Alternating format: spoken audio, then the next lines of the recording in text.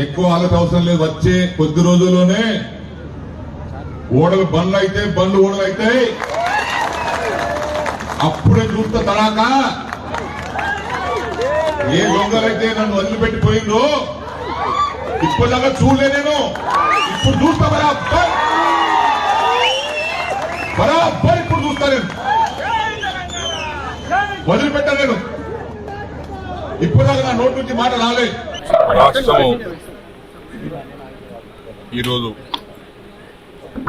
ఏర్పడి 10 సంవత్సరాలు పూర్తయిన తర్వాత కొత్త ప్రభుత్వం రేవంత్ రెడ్డి గారి యొక్క గౌరవనీయులు రేవంత్ రెడ్డి గారి యొక్క నాయకత్వంలో కొత్త ప్రభుత్వం కాంగ్రెస్ ప్రభుత్వం ఏర్పడిన తర్వాత జరుగుతున్నటువంటి పరిణామాలను కూడా నేను చూస్తూ ఉన్నాను. వారిని అందుకే ఈరోజు నేను స్వాగతించాను. మనస్ఫూర్తి వారు స్వాగతించారు.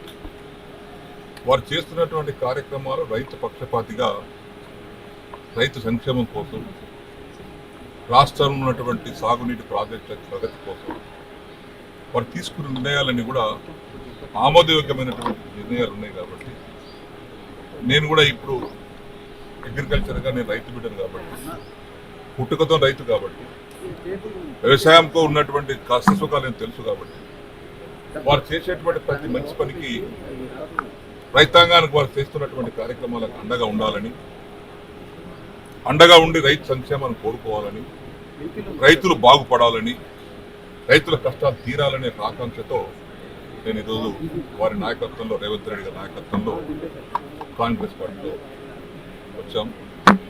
తప్పనిసరిగా ఈ ప్రభుత్వం గత 6 మాసాలుగా చూస్తూ ఉన్నాం, అబ్జర్వ్ చేస్తూ ఉన్నాం, చిత్తశుద్ధితో పనిచేస్తూ ఉన్నారు.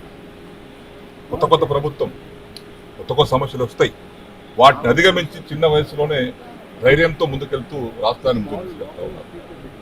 వారిని నేను మెచ్చుకుంటా ఉన్నాను, అభినందిస్తూ ఉన్నాను. వాళ్ళ క్యాబినెట్ కూడా అభినందిస్తూ ఉన్నాను. కాబట్టి మంచి ఆలోచనతో వారు వచ్చారు. నేను కూడా మంచి ఆలోచనతోటే నా జీవితంలో రాజకీయంగా నేను ఆశించేది ఏం లేదు. నేను ఆశించేది రైతు సంక్షేమం. నేను వ్యవసాయ శాఖ మంత్రిగా చేశాను, బ్యాంక్ చైర్మన్గా చేశాను. అన్ని రైతుతో ముడిపడ్డటువంటి సంస్థలు ఇవన్నీ. కాబట్టి రాష్ట్ర ప్రగతిలో వారు చేసేటువంటి అభివృద్ధికి, వారు సంకల్పించినటువంటి కార్యక్రమాలకు చేదోడు వాదోడుగా ఉండి రాష్ట్ర ప్రగతి కోసం, రైతు ప్రగతి కోసం అందరం కలిసికట్టుగా సమీక్షగా కృషి చేస్తాం. పొంగులేటి గారు కూడా, శ్రీనివాసరెడ్డి గారు కూడా పాత మిత్రులే మాకు. వారు రెవెన్యూ శాఖ మంత్రిగా మంచి పోర్ట్ఫోలియో వారి దగ్గర ఉంది. వారి సహకారంతో, అందరి సహకారంతో రాష్ట్ర ప్రగతిలో అందరం పాల్గొంచుకుందాం.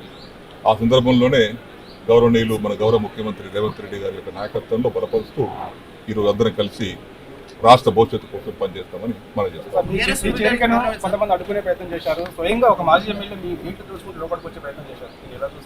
ఒక్కొక్కరి అభిప్రాయం ఒక్క తీరు ఉంటుంది.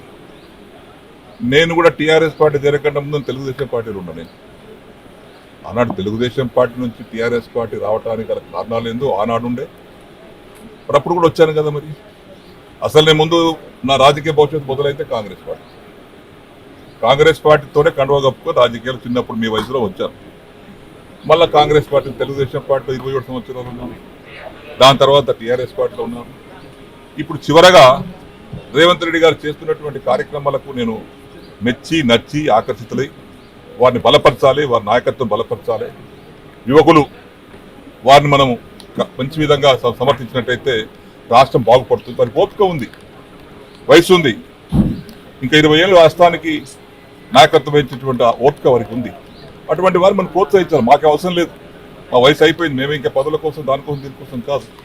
పనిచేసేటువంటి నాయకులను సమర్థించాలి గట్టిగా, మనస్ఫూర్తిగా ఉద్దేశంతో వారి వెంబడి ఈరోజు రావడానికి సిద్ధపడ్డాను. వారిని కూడా భగవంతుడు ఆశీర్వదించాలని ఆశీర్వదిస్తా ఉన్నాడు.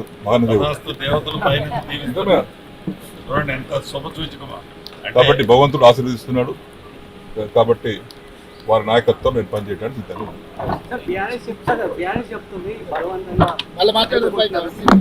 బలవంతంగా చిన్నపిల్లగా బలవంతంగా చిన్నపిల్లగా కాదు.